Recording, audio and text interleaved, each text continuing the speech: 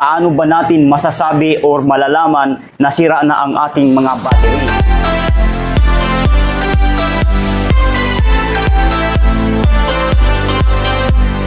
Hi mga kamaster, welcome sa Battery Master TV. Sa video na to, magbibigay ako ng tips and idea kung paano ba natin masasabi or malalaman na sira na ang ating mga battery. So meron tayong battery dito na 2SM Gold regular. Ang brand sa battery na ito ay Motolite Gold. Ang size or sukat nito 2SM lamang po. 12 volts maintenance free battery. Ibig sabihin, less hassle. Hindi na natin kailangan na maglagay ng tubig or magbabanto kasi ready to use na po ang battery na to. At kung once na ito ay naigahan or natuyuan ng tubig, kasi po ang kategory ng maintenance free battery, disposable. At once na ma-meet na niya ang 2 to 3 years, i-dispose or i-recycle na ang battery na to. Papalitan na ng panibago or magpapalit na kayo ng bagong battery. Take note, second hand lang ang battery na ito. Bininta lang ito sa akin. So ang video na ito ay para lamang sa mga baguhan na wala pang kaalam-alam kung paano malalaman or paano natin masasabi kung sira na ang battery. Make sure lang po na tapusin yung panoorin ang ating video para hindi kayo magsisisi pag may ganito kayong battery dahil napakatibay ng gold battery. Unang-una na gagawin natin sa pag-check ng battery, siyempre ititester natin. Ang ating gamitin na tester ay itong digital battery tester. Ayan. Huyuma Japan ito. Bago lang ito na tester, bibili ko lang sa Lazada. So, kung mapapansin nyo ito sa inyong battery, minus sign po ito. Ibig po sabihin, negative yan ha, negative. Ito po ang negative polarity ng baterya. Yan. So, itong kulay itim na alligator clip ng ating digital battery tester, dito natin siya ikakabit. Yan. Dito naman sa kabila, pag makita nyo itong plus sign, ibig sabihin, positive polarity ito ng baterya. Itong polarity ng baterya, polo, ito po ang positive, okay? So ito namang ating kulay pula na alligator clip ng ating digital battery tester. Diyan natin siya ikakabit. Yan. Titigan nyo na maigi, huwag kukurap. Baka sabihin nyo hindi ko tino-turn on ang switch ng battery tester. Wala po itong switch na turn on, turn off. Automatic po mag-turn on or mag-open once na ikabit ang positive and negative alligator sa polarity ng battery. Pansinin nyo po, hindi po siya nag-open, hindi siya nagto-turn on. So, dead bat ang battery na ito, patay na patay, walang kabuhay-buhay. Wala siyang voltahe. So, ibig sabihin, dead bat ang battery na ito, patay na patay. O, tama po ang ating pagkakabit ha. Baka may magbabas na naman diyan na hindi ko tinuturn on ang battery tester. Automatic po yan turn on ng kusa once na ikabit na sa battery. So, wala po talagang voltahe ang battery. Wala nga 0-0, hindi nga nagtuturno ng ating digital battery tester. So tatanggalin na natin yan dahil nakita nyo na wala talaga siyang voltahe. Kung hindi pa kayo kontento, gagamitan pa natin itong tinatawag na battery analyzer. Ito po ang itsura ng battery analyzer. Ayan, E-Mars po ang brand nito. Ayan, ito ang itsura ng battery analyzer natin. So, same process pa rin, same procedure. Itong minus sign ng battery, ibig sabihin negative polarity ito ng battery. So, ito namang alligator clip ng ating battery analyzer, dyan pa rin natin siya ikakabit. Yan. Ito namang kulay pula na alligator clip ng ating battery analyzer, dito natin siya ikakabit sa plus sign. Ibig sabihin, positive polarity ito ng battery. Yan. As you can see, kamaster, ayan, hindi po nagto-turn on ang ating battery analyzer. So, titigan nyo ng maigi. Tama po ang pagkakabit natin. Positive po yun at negative are. So, hindi siya nagto-turn on. So, nagpapahiwatig na dead bat talaga ang battery na ito. Patay na patay. Okay? So, tatanggalin na natin yan. So ngayon, hindi pa tayo tapos. Magmamanual check tayo. Kung mapapansin nyo itong sticker sa ibabaw ng battery, atin itong tatanggalin. Alisin natin ito, tutuklapin natin.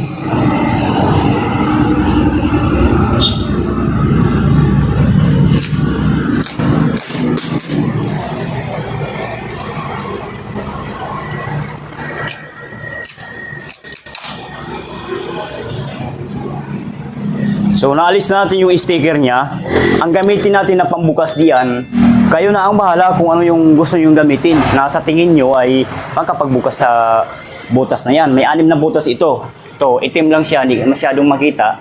1, 2, 3, 4, 5, 6. 6 na takip. Ibig sabihin, 6 po na butas yan. So ako, ang aking gagamitin pambukas dyan ay itong pera. Ito, piso. Ayan. Piso lang katapat niyan, mabuksan na natin yan. Sa pagbukas naman yan, pihit nyo lang pakanan. Pag ganito po, ayan. Diba, nilagay nyo na yan. Diba, nilagay nyo yung piso sa takip. Pag ganito po, pag kanan, ayan, o, diba, kung mapapansin nyo, naikot na natin, ayan. So, lahat po itong 6 na butas ay pakanan lahat ang ating pagbukas. Ayan.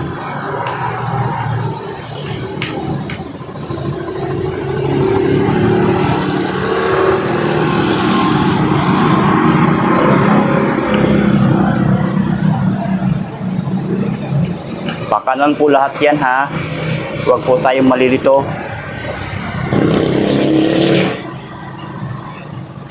Ayan.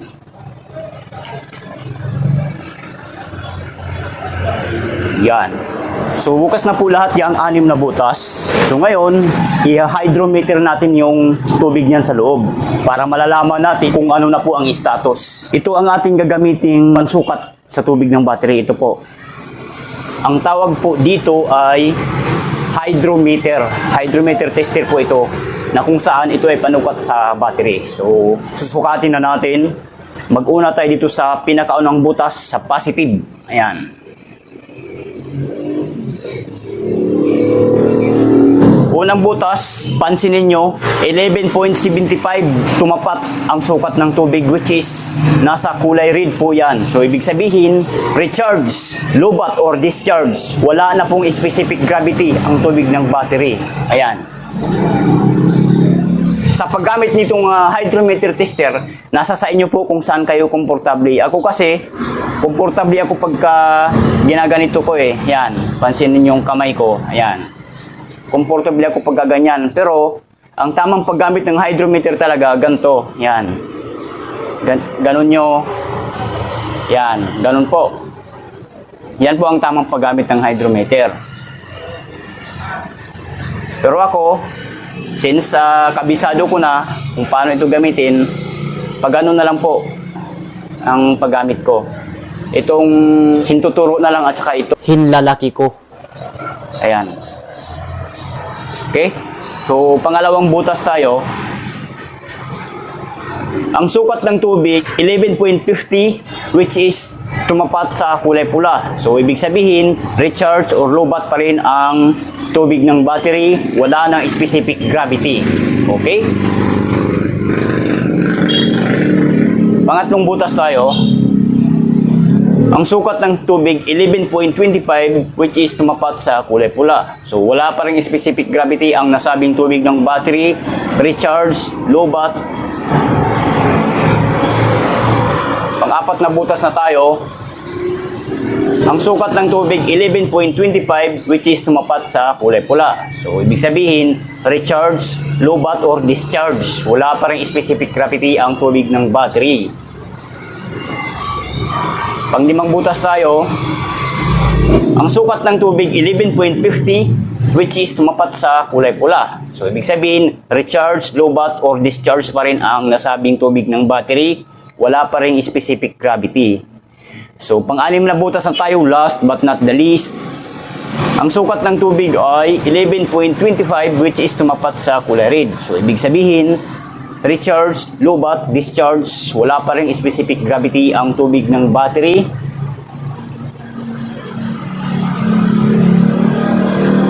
So, overall, wala pa tayong exact na kasagutan dyan. Under observation pa po ang battery na to. So, susubukan natin siyang i-charge sa ating battery charger. Kung tatanggapin niya ng ating battery charger, so ibig sabihin, nagkakarga siya. I mean, kapag tumaas ang gauge ng ating battery charger.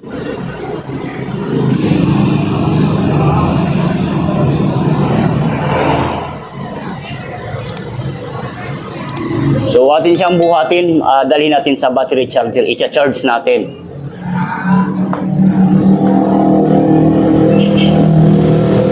Yan.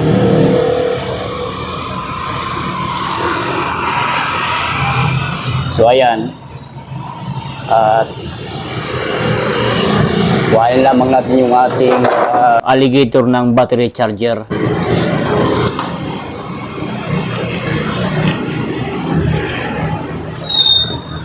So dito naman sa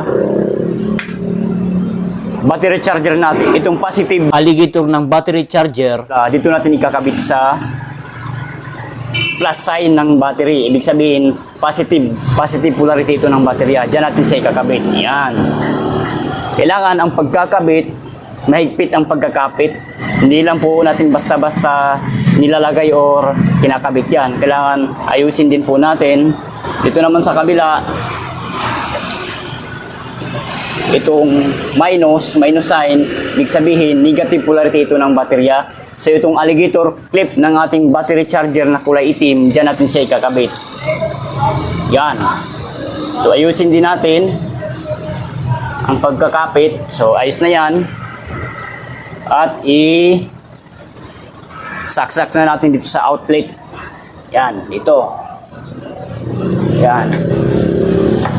Ayan. Saksak na yan. Hindi natin na siyang ito turn on. Yung turn on, ayan. Ayan, pansinin nyo naman.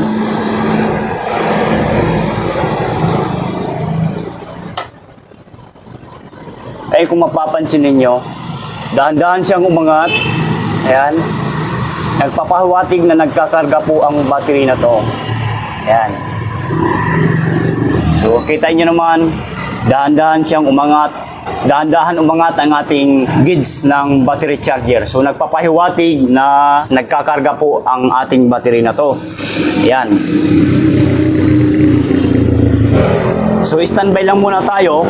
I-update ko kayo kung kailan ma-full charge ang battery na to. Ang oras natin ngayon ay 6 minutes bago mag alas 8 ng umaga. Ayan po ang oras natin, 7:54 ng umaga. Okay? So, standby lang po muna kayo at may karugtong pa ito. Hours later. Ito na mga kamaster ang update dito sa ating sinacharge noong nakaraang araw ang alas 7:54 ng umaga. So, ang oras natin ngayon ay alas 8:10 na ng umaga. Ayan po ang ating oras. Ayan. Alas 8:10 ng umaga. So, ayan. Kung mapapansin nyo, nagsikuluan lahat ng 6 na butas na yan. Ayan.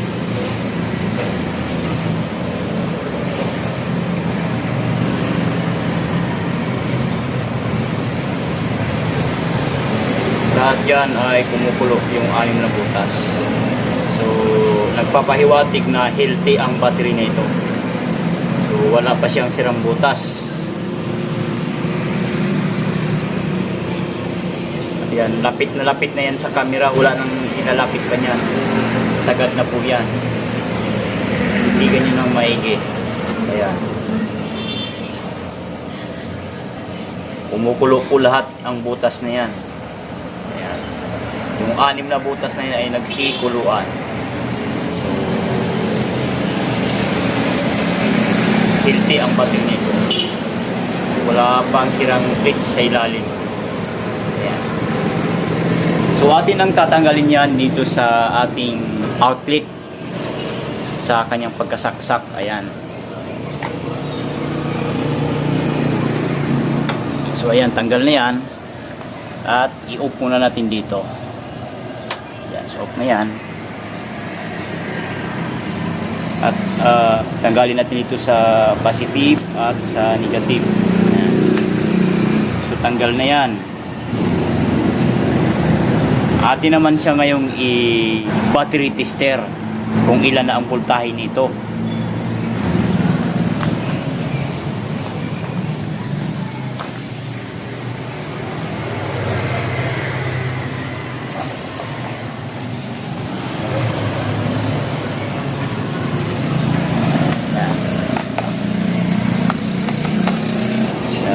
Positive sa negative. Ayan. As you can see, Kamaster, ang reading ng voltage sa battery nito 13.8 or 13.80 volts. So malakas po siya. Susubukan natin i-battery analyzer. Titingnan natin yung CC niya. Ayan. Hindi niya binabasa, no 12 volts battery daw. Kasi po, hindi talaga babasahin yan pag 13 volts. Kailangan 12 something lang, 12 volts something lang bago siya mababasa. Okay? So, ang gawin natin, papahingain muna natin ito ng 2 oras. Tsaka natin i-tester ulit mamaya, i-battery analyzer kung ilan ang CC talaga nito. Actually, naka-charge na po ito ng 36 hours mahigit.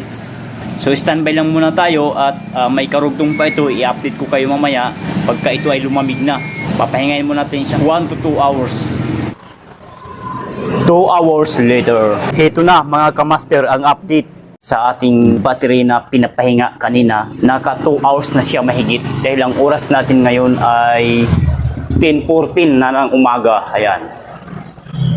So, 2 hours mahigit na ang pagpapahinga sa pagpapalamig sa battery nating sinacharge kanina na kabubunot lamang. So ngayon, atin itong aalamin kung ito ba ay goods battery pa or bad battery na sa pamamagitan ng battery analyzer.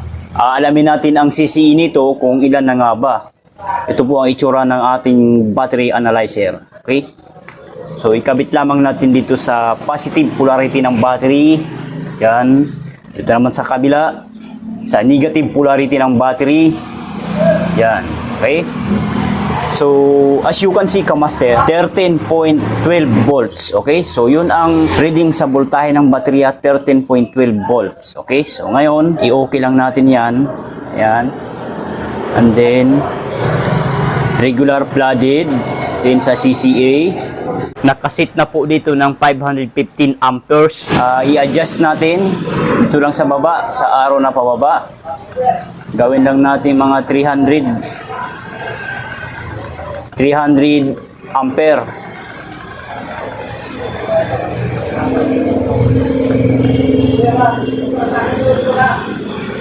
Ayan, then pagka nasa 300 ampere na, pindutin nyo na itong okay. Ayan, pindutin na natin yung okay. Ayan, testing na siya.